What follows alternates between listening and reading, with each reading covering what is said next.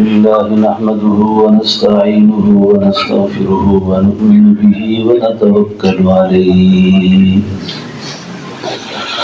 ونعوذ بالله من شرور أنفسنا ومن سيئات أعمالنا من يهده الله فلا مضل له ومن يضلله فلا هادي له ونشهد أن لا إله إلا الله وحده لا شريك له أما بعد فأعوذ بالله من الشيطان الرجيم بسم الله الرحمن الرحيم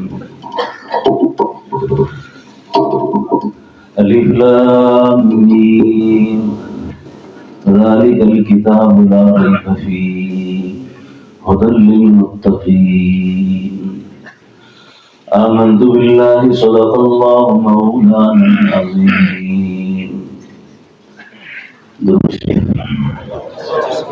اللهم صل على روح محمد في الأرواح اللهم صل على جسد محمد في الأجساد اللهم صل على قبر محمد في القبور. اختصار وقت سیدی مرشدی و مولائی حضرت شاہ صاحب دام برکات مڈالیہ تشریف فرما ہے. حضرت کے حکم سے بھی اور برادر مکرم حضرت ڈاکٹر سید عبداللہ صاحب کے حکم کی تعمیل میں چند گزارشات آپ کی خدمت میں عرض کر رہا ہوں. پہلے عوام کا حق ہے کہ عوام سے بھی دو باتیں عرض کروں. گوناگون حالات میں اس وقت ہم دو طرح کے حالات کا شکار ہیں. ایک حالت کا نام آزمائش ہے اور ایک حال کا نام عذاب ہے. اس وقت میں اگر اپنے ماحول کو اور اپنے گھر کو دیکھوں، میرے ساتھ جو حالات ہیں ان کا تعلق عذاب کے ساتھ ہے یا آزمائش کے ساتھ ہے. اور عذاب میں اور آزمائش میں فرق کیا ہے؟ تو یوں سمجھ جائیں کہ جس وقت آپ بیمار ہوں، آپ مقروض ہوں، آپ تنگدست ہوں، آپ کے احوال میں، آپ کے گھر میں افراتفری کی کیفیت ہو اور آپ کی زبان پر اگر شکوہ ہے تو آپ سمجھ جائیں کہ آپ اللہ کے عذاب کے زیر اثر ہیں. آپ کی زبان پر اعتراض پیدا ہو گیا، یہ علامت اس بات کی ہے کہ آپ پر اللہ کا عذاب ہے. اور آزمائش کی علامت یہ ہوتی ہے کہ آپ کی زبان پر گلہ نہیں ہوگا. خواجہ غلام فرید کو مٹھن شریف والے بہت بڑے اللہ والے گزرے ہیں. وہ فرمایا کرتے تھے تو میرے دکھ وچ راضی تو میں سکھ نو چلے لاواں. اگر آپ مجھے غمگین رکھ کر خوش ہو تو میں بھی خوش ہوں. اب عذاب سے اور آزمائش سے نکلنے کا راستہ کیا ہے؟ آزمائش جس آدمی پر ہو اور اس کی علامت یہ ہے کہ اس کی زبان پر گلہ نہیں ہوگا، شکوہ نہیں ہوگا. آزمائشوں سے نکلے کیسے؟ اس کے لیے فرمایا کہ جو شخص تنہائی میں بیٹھ کر اللہم سے شروع ہونے والا درود اور جو انکا حمید مجید پہ ختم ہو، یعنی اللہم بھی اسم اعظم ہے اور حمید مجید بھی اسم اعظم ہے، اور اسم اعظم کے درمیان کی جانے والی نہیں فرماتے. اور خود یہ جو درود ہے اس کی تاثیر یہ ہے، سیدنا حضرت عبدالرحمن بن عوف رضی اللہ عنہ فرماتے ہیں کہ میں رسول اللہ صلی اللہ علیہ وسلم کے ساتھ کسی سفر پہ تھا تو آپ نے چلتے چلتے نماز کی نیت باندھ لی. بہت طویل قیام کیا، بہت لمبا رکوع اور سجدہ. تو آپ نماز سے فارغ ہوئے تو میں نے عرض کیا اللہ کے حبیب میرے ماں باپ آپ پر قربان جائیں. آپ نے بہت طویل نماز پڑھی، لمبا رکوع کیا، بہت طویل سجدہ ہوا. فرمایا عبدالرحمن میرے پاس جبریل آئے تھے اور جبریل امین نے آ کے یہ بات کہی ہے کہ محبوب دو عالم جو شخص آپ پر ایک بار درود پڑھتا ہے اللہ اس پر 10 رحمتیں نازل فرماتے ہیں۔ تو میں نے اس شکریہ کے طور پر یہ نماز پڑھی ہے۔ اگر آپ یہ سمجھتے ہیں کہ میرے حالات میں شکوہ ہے، شکایت ہے، گلہ ہے، زبان پر آتا ہے، عام طور پر ہماری عورتوں سے مردوں سے پوچھیں جی کیا حال ہے جی، اور چھوڑو جی میرا کیا حال ہے، مجھ جیسا تو پریشان آدمی دنیا میں کوئی نہیں ہے۔ اس قریب آپ کے بستی گیروال میں میرے شیخ و مرشد خواجہ پیر عبدالحی صاحب رحمۃ اللہ علیہ سے کوئی پوچھتا تھا حضرت کیسی ہے طبیعت آپ کی؟ فرمایا کرتے تھے بیماروں میں صحت مند ہوں، بیماروں میں صحت مند ہوں اور صحت مندوں میں بیمار ہوں۔ اگر کسی بیمار کو دیکھیں گے تو مجھے آپ صحت مند دیکھیں گے، اور صحت مند دیکھیں گے کسی کو تو پھر مجھے بیمار پائیں گے۔ یعنی کسی حال میں بھی زبان پر گلہ شکوہ نہ ہو۔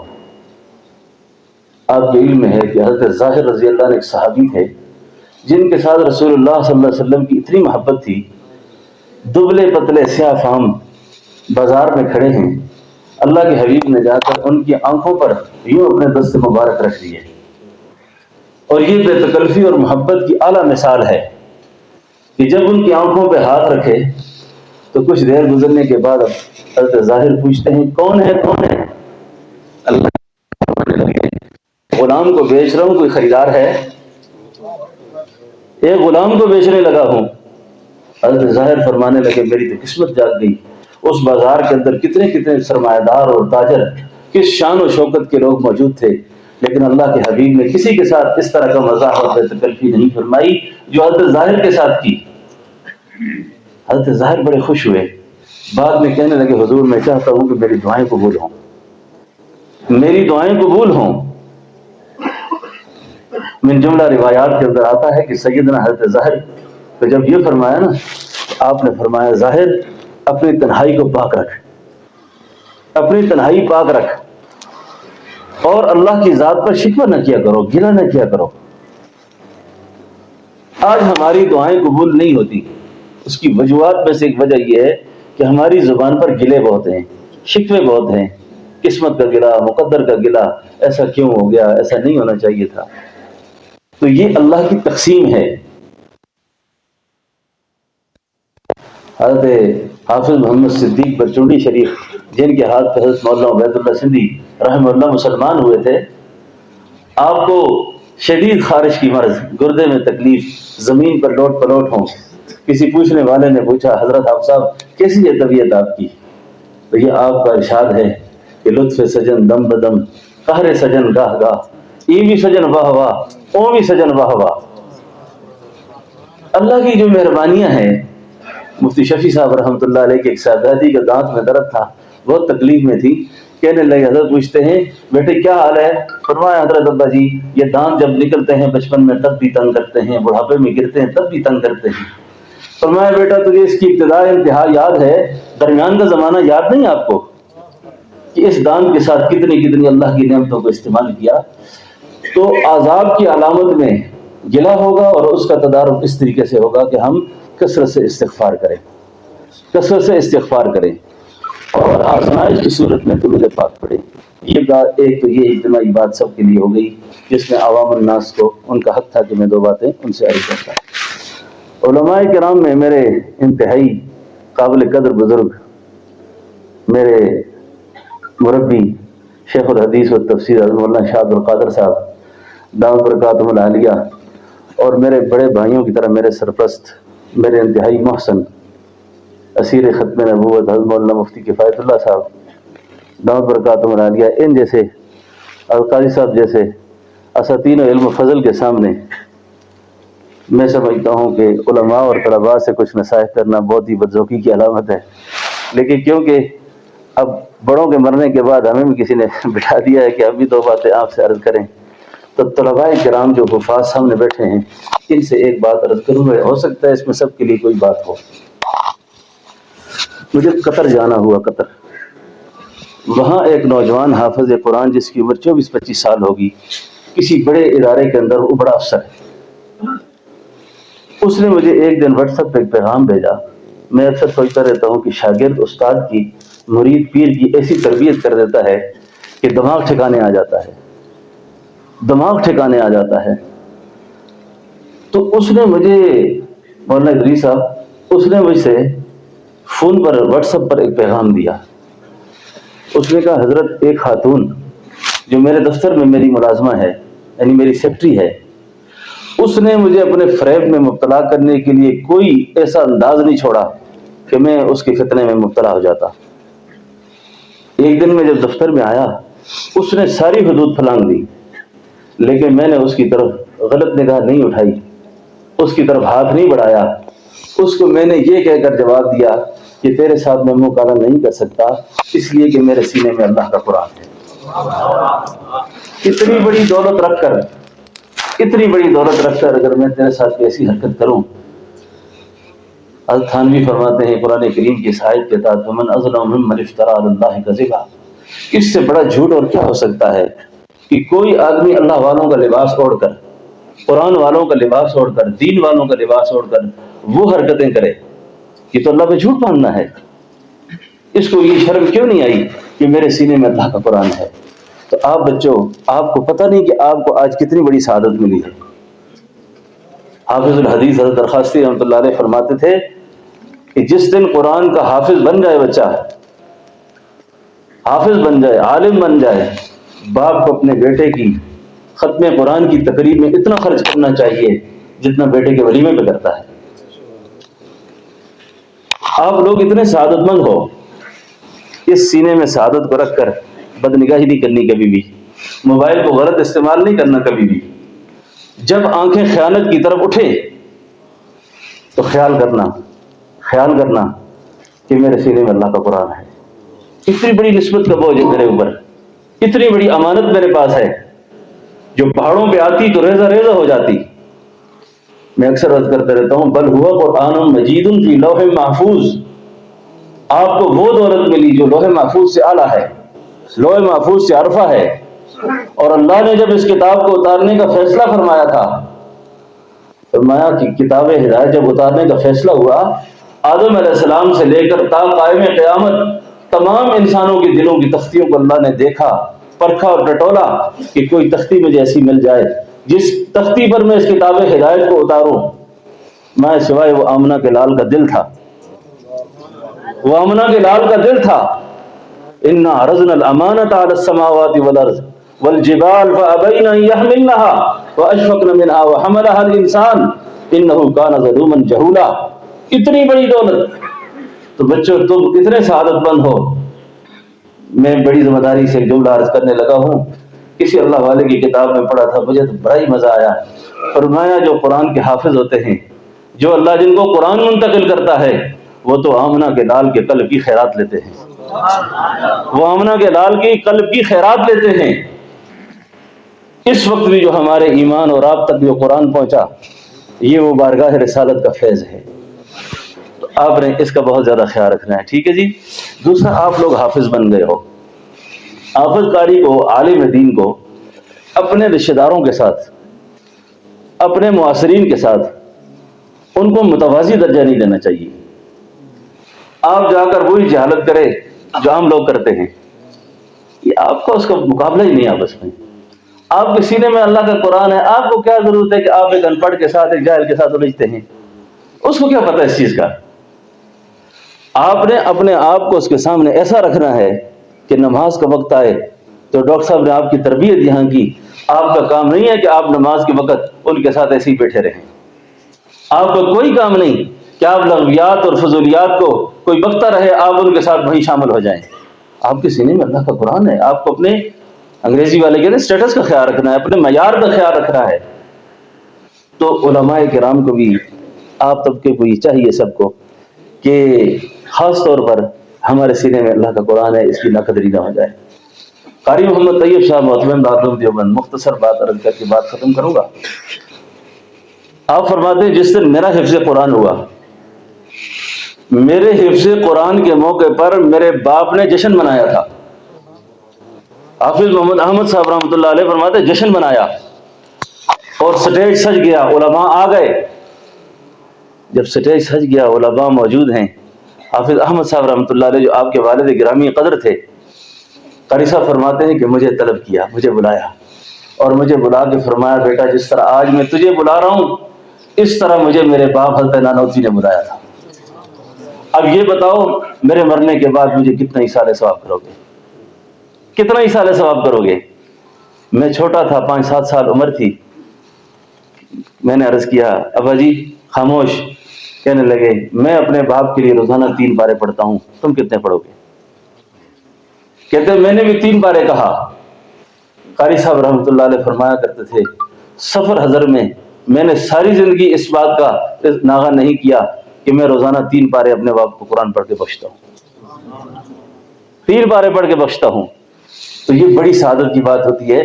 تو آپ بچے بھی نفلی نمازوں کے اندر، سنت نماز کے اندر پوری کوشش کریں کہ قرآن کو ترتیب سے پڑھیں، قرآن کو ترتیب سے پڑھیں، تو اس سے انشاءاللہ ایک تو ان کو ایصال ثواب بھی ہوتا رہے گا۔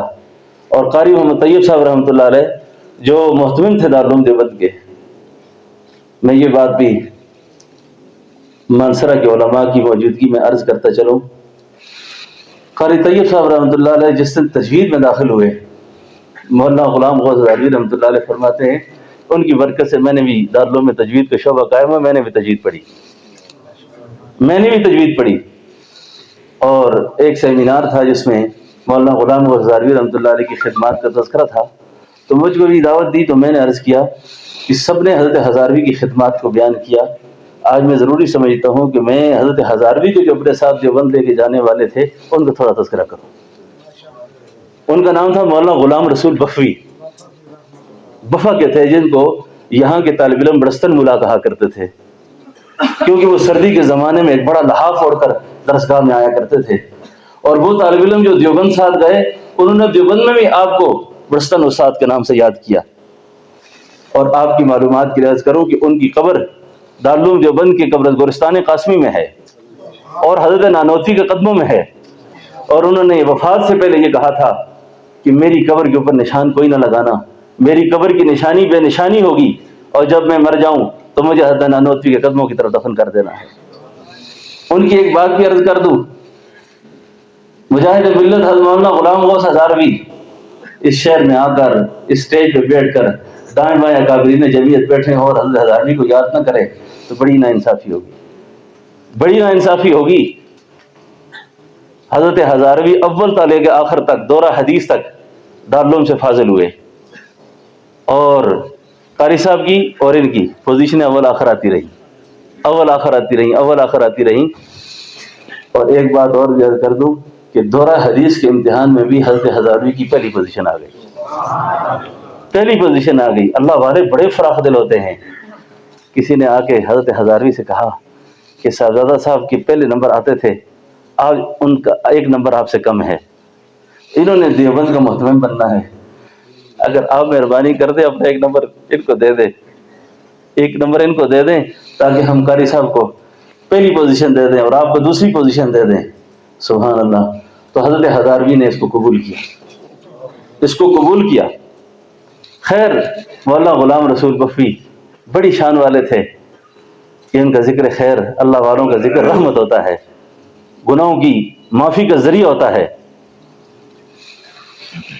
غلام رسول بفوی، پٹھانوں کی کمزوری ہوتی ہے ان کو اردو ٹھیک نہیں آتی، جتنا بھی بولنے والا ہو، یہ اللہ نے شان صرف مفتی صاحب کو دی ہے کہ ان کی اردو صاف ہے، نہیں محسوس کر سکتا آدمی کوئی کہ یہ پشتو بولنے والے ہیں، جس ماحول میں جائیں اسی ماحول کے ہوتے ہیں، نہیں احساس ہوتا کہ پنجابی ہیں، ہندکو بولتے ہیں، پنجابی بولتے ہیں، کیا ہیں یہ؟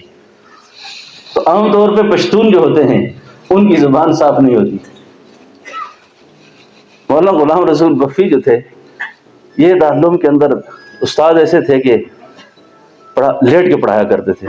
ایک طالب علم ایک دن کہنے لگا حضرت آپ سے جب پڑھایا نہیں جاتا تو آپ مفت مشاعرہ کیوں لیتے ہیں؟ پھر دیکھیں نا، آپ کے شاگرد انور شاہ کس شان کی تقریر کرتے ہیں، مولانا اعزاز علی کس شان کی تقریر کرتے ہیں۔ مولانا غلام رسول فرمانے لگے انور شاہ کو کیا آتا ہے؟ انور شاہ کو کیا آتا ہے؟ وہ تو کل کا بچہ ہے، اس کو کیا پتا علوم کا؟ اعزاز علی کو کیا پتا ہے؟ اللہ اکبر، نامور شاگرد تھے یہ، سبحان اللہ۔ ہمارے شاہ جی سید غلام نبی شاہ صاحب رحمۃ اللہ علیہ کا مجھ سے کہنے لگے بچہ یا تو شاگرد تھے شیخ الہند کے، یا شاگرد تھے شیخ الہند کے، یا شاگرد تھے امام اعظم ابو حنیفہ کے۔ واہ کیا شاگرد تھے! یہ مولانا غلام رسول بفی شاگرد تھے حضرت شیخ الہند کے، جن کی وفات پر عربی میں استاد نے ان پر طویل مرثیہ لکھا۔ خیر مولانا غلام رسول بفی کو کہنے لگے حضرت دیکھیے آپ کے شاگرد انور شاہ عربی میں کیسی تقریر کرتے ہیں، فارسی میں کیسی کرتے ہیں۔ تو آپ فرمانے لگے اس کو کیا آتا ہے؟ ایک طالب علم کہنے لگا حضرت آپ کو کتنی زبانیں آتی ہیں؟ میں عربی آتی ہے، فارسی آتی ہے، پشتو تو میری اپنی زبان ہے۔ کہا حضرت آپ کو اردو بھی آتی ہے؟ کہاں آتی ہے نا۔ کہا پھر آپ کو اگر اردو آتی ہے تو آپ یہ بتائیے یہ کریلا نیمچڑا کا کیا معنی ہے؟ کریلا نیمچڑا کا کیا مطلب ہے؟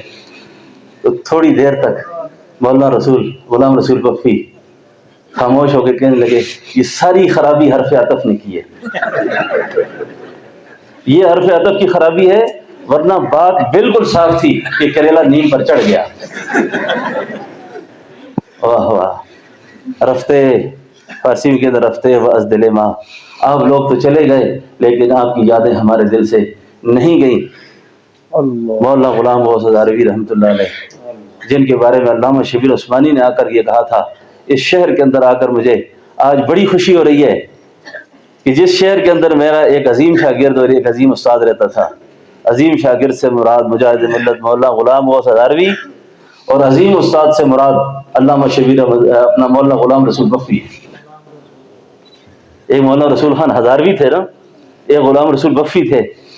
ان کی قبر دیوبند میں ہے، ان کی قبر دیوبند میں ہے۔ ان کی تفصیلی حالات قاری صاحب کے علم میں ہیں، نقش دوام کے اندر علامہ انور شاہ صاحب کے استادوں کی فہرست میں بہت تفصیل سے موجود ہیں۔ بہرحال تو یہ چند باتیں میں نے آپ کی خدمت میں عرض کر دی، امید ہے کہ آپ تھوڑے بور نہیں ہوئے ہوں گے۔ تو بور آپ ہوتے اس لیے نہیں ہیں کہ ساتھ ہمارے مرشد تشریف فرما ہیں، تو جو اللہ والوں کے ساتھ بیٹھتا اٹھتا ہے نا جی، تو اس کو خام ہاں سے کچھ نہ کچھ تو کام چل ہی جاتا ہے نا جی ہمارا۔ تو میں نے حضرت کو شروع میں درخواست کر دی آپ تھوڑی توجہ کر دیں، میں تھوڑی سی بات کر دوں گا۔ تو آپ کے سامنے جو شخصیت تشریف فرما ہے کسی تعارف کی محتاج نہیں ہے، میں صرف تھوڑا سا تعارف اس لیے عرض کرنے لگا ہوں۔ آپ بھی پیر، آپ کے والد بھی پیر، آپ کے دادا بھی پیر، نانا بھی پیر، اور برصغیر پاک و ہند کی سب سے بڑی مستند علمی روحانی خانقاہ عالیہ مسکین پور شریف، وہ خانقاہ مسکین پور شریف جس سے عرب و عجم، افغانستان، ایران، دنیا بھر سے لوگ اس دیہاتی بستی میں آئے، جبکہ آج کے اس دور میں بھی وہاں ضروریات زندگی کا پورا سامان نہیں ہے۔ آج کے اس دور میں بھی ایک دیہاتی بستی ہے لیکن وہاں اللہ کی مخلوق فیض لینے آئی ہے۔ تو حضرت قریشی دامت برکاتہم العالیہ اس وقت اس خانقاہ کے مسند نشین ہیں، سجادہ نشین ہیں، جن کے جد اعلیٰ حضرت خواجہ فضل علی قریشی مسکین پوری رحمۃ اللہ علیہ جو بڑے انسان گزرے ہیں، ان کی عظمتوں کے کیا کہنے، اس پر بات کی جائے تو بڑی بات لمبی ہو جائے گی۔ صرف ان سے متعلق اس شخصیت کا ذکر کرنے لگا ہوں جن کا تعلق مانسرا سے تھا۔ ان کا نام ہے مولانا غفور عباسی رحمۃ اللہ علیہ۔ یہ جودھوا کے تھے، کالا ڈھاکہ، یہ کالا ڈھاکہ کے رہنے والے تھے۔ جامعہ امینیہ دلی کے استاد تھے۔ جامعہ امینیہ دلی مفتی اعظم ہند مفتی کفایت اللہ دہلوی رحمۃ اللہ علیہ کے مدرسے کے صدر استاد تھے۔ حضرت پیر قریشی جب ہندوستان کے دورے پر گئے تو مولانا عباسی کو درس دیتے ہوئے دیکھا۔ بعض اہل علم اللہ والے ایسے ہوتے ہیں جن کے بارے میں فرمایا جواسیس القلوب ہوتے ہیں، جاسوسی کر جاتے ہیں۔ ان کی طرف نگاہ کر کے دیکھ کے فرمایا آپ کا تو حصہ میرے پاس تھا، آپ یہاں کیا کر رہے ہیں؟ آپ تو میرے آدمی تھے، آپ یہاں کیا کر رہے ہیں؟ اس بات نے ایسی ٹوٹ پھوٹ پیدا کی طبیعت میں، مفتی اعظم ہند کو درخواست لکھی کہ جنوبی پنجاب سے بزرگ آئے تھے، مجھے ایک بات کر کے گئے ہیں، اب میرا جی یہاں نہیں لگتا، میں جانا چاہتا ہوں۔ مولانا عبدالغفور عباسی کو انہوں نے چھٹی دی، درخواست منظور کی، آپ مسکین پور چلے آئے۔ اور جب مسکین پور آئے، یہ علماء کے لیے خاص طور پر علم الیقین، عین الیقین، حق الیقین جو ایمان کے درجات ہیں نا، اللہ اکبر. یہ تو اس وادی میں کوئی آیا تو پھر پتہ کرتا ہے کہ یہ معاملہ کیا ہے یہاں پر. ابھی تک تو ہم اپنے آپ سے نہیں نکلے. مولانا عباسی جب پہنچے نا، اتنا بڑا عالم، گندم کی کٹائی کا زمانہ ہے، حضرت نے دراٹی پکڑا دی، درانتی دے کے فرمایا جاؤ عبدالغفور گندم کاٹ کے لاؤ. دیہاتی ذمہ دار بڑے بڑے گڈھے اٹھا کے لائے. مولانا عباسی شیخ التفسیر والحدیث، اتنا بڑا عالم، انہوں نے کبھی دراٹی ہاتھ میں نہیں لی. بڑے بڑے گڈھے اٹھا کے لائے، یہ چھوٹی سی گڈی اٹھا کے لائے، گندم پھینکی. پھر قریشی فرمانے لگے مولوی عبدالغفور علم اتنا بڑا اور گندم اتنی تھوڑی سی. اللہ اکبر. اللہ والوں کو اللہ نے ایک قوت دے رکھی ہوتی ہے جس سے مخاطب کی زندگی کو اللہ تعالیٰ بدل دیتے ہیں. وہ اپنے پاکیزہ نفس کو، پاکیزہ قلب کی توجہ جب اس پر ڈالتے ہیں، اس سے اس کی طبیعت کے اندر تبدیلی اللہ پیدا کر دیتے ہیں. پھر قریشی نے جب توجہ دی نا، ان پر توجہ دی، ان پہ جذب طاری ہوا، گر گئے. تھوڑی دیر کے بعد ہوش آیا تو فرمایا حضرت عبدالغفور آج مسلمان ہو گیا ہے. عبدالغفور آج مسلمان ہوا، عبدالغفور آج مسلمان ہوا. فرمایا مولانا ساری زندگی قرآن حدیث پڑھایا، مسلمان آج ہوتے ہیں آپ؟ فرمایا حضرت میں آج مسلمان ہوتا ہوں، مجھے کلمہ پڑھا دیں، کلمہ پڑھا دیں. یہ وہ عظیم شخصیت مولانا عبدالغفور عباسی 6 مہینے تک وہاں رہے. 6 مہینے حضرت کی تربیت میں رہے. مفتی اعظم ہند کو پتہ چلا کہ ہمارا وہ استاد غائب ہو گیا یہاں سے. کسی نے کہا وہ جنوبی پنجاب کے اندر ایک جادوگر ہے، اس جادوگر نے اپنے جادو کے حصار میں لیا ہوا اس کو. اور امیر شریعت سید عطا اللہ شاہ بخاری کے پاس ایک عمل تھا جس سے جادو توڑتے تھے وہ.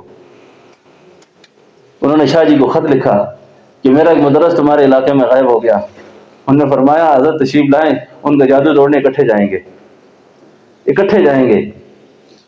آئے ہائے. کسی شاعر نے کہا سودے کے لیے بازار گئے ہم، ہاتھ ان کے بکے جن کے خریدار گئے ہم. یہ حضرات آئے مسکین پور. حضرت فرماتے ہیں وضو کر رہے تھے، کشفن ان کو دیکھ کے فرمایا میرا جادو بنانا آئے ہو، میرا جادو توڑنے آئے ہو آپ؟ بس یہ بھی بک گئے وہاں پر. شاہ جی کو تو پہلے سے جانتے تھے. مفتی اعظم ہند جیسی شخصیت مسکین پور میں رہے، بڑے بڑے اہل اللہ کا آنا جانا رہا. اور اللہ کا شکر ہے کہ اس وقت بھی ہمارے وہ علمی مرکز، وہ ہمارا روحانی مرکز خالی نہیں ہے، خالی نہیں ہے. رئیس المفسرین حضرت مولانا حسین علی صاحب رحمۃ اللہ علیہ کے شاگرد اور خلیفہ تھے پیر کریم اللہ شاہ صاحب جو حضرت کے والد تھے. توحید و سنت کا غلبہ اس خانقاہ میں، عقائد بھی، عبادات بھی، معاملات بھی، معاشرت بھی، زندگی کے ہر طبقے کے لوگوں کو اللہ نے اس خانقاہ سے فیضیاب فرمایا. تو الحمدللہ ثم الحمدللہ اس وقت اس مرکز کی روحانی تربیت کا عالمی اجتماع ہوتا ہے ہر سال. اس سال بھی انشاءاللہ اپریل میں ہے. اور وہاں حضرت خواجہ پیر محمد شاہ صاحب دامت برکاتہ العالیہ، آپ مدینہ یونیورسٹی سے فاضل ہیں اور آپ کی ساری تعلیم و تربیت مدینہ منورہ میں ہوئی ہے. اور اللہ رب العالمین نے اس وقت اس خانقاہ کا ان کو مسلم نشین بنایا ہوا ہے. ہزاروں لاکھوں لوگوں کی تربیت کرتے ہیں. میں ان کے بارے میں ایک شعر مجھے یاد آ رہا ہے، اگر سعید عبداللہ صاحب آپ اجازت دیں تو میں وہ شعر کہہ دوں. انہی کی شان کو زیبا نبوت کی وراثت ہے. قاضی صاحب، انہی کی شان کو زیبا نبوت کی وراثت ہے، انہی کا کام ہے دینی مراسم کی نگہبانی. یہی ہیں جن کے سونے کو فضیلت ہے عبادت پر، انہی کی اتقاء پہ ناز کرتی ہے مسلمانی. رہیں دنیا میں اور دنیا سے بے تعلق ہوں، پھریں دریا میں تو ہرگز نہ کپڑوں کو لگے پانی. رہیں جلوت میں تو خلوت کا مزہ پائیں، آئیں جلوت میں تو ساکت ہو سخندانی. میں کیونکہ میں میزبان بھی ہوں کہ میرا تعلق اس شہر سے ہے، تو میں ہی اگر دعوت خطاب دوں تاکہ وقت بچ جائے تو، یا اس سے پہلے مولانا سعید عبداللہ صاحب حضرت سے کچھ مخاطب ہونا چاہیں تو میں بس اپنی بات یہی ختم کرتا ہوں. میں انتہائی معذرت خواہ ہوں. اپنے اسٹیج پہ تشریف فرما معزز علماء کرام، اپنے برادر مکرم برادر اکبر حضرت مفتی کفایت اللہ صاحب، مجھے آج پتہ چلا کہ آپ کی خالہ کا انتقال ہوا ہے، اور کسی دوست نے مجھے پیغام دیا کہ حضرت مفتی صاحب بہت غمگین ہیں کہ جیسے آج میری والدہ کا انتقال ہوا ہے. تو ہم آپ کی خالہ کے لیے بھی دعا مغفرت کرتے ہیں کہ اللہ رب العالمین ان کے درجات بلند فرمائے اور حضرت مفتی صاحب کی بات فرمائے. ہمارے مخدوم صاحب زیادہ گرامی قدر شیخ الحدیث شاہ عبد القادر صاحب دامت برکاتہ میں بیمار ہیں، اللہ ان کو وسع زندگی نصیب فرمائے اور ان کا سایہ اللہ ہم پہ دائر سلامت فرمائے۔ ربنا تقبل منا انک انت السمیع العلیم۔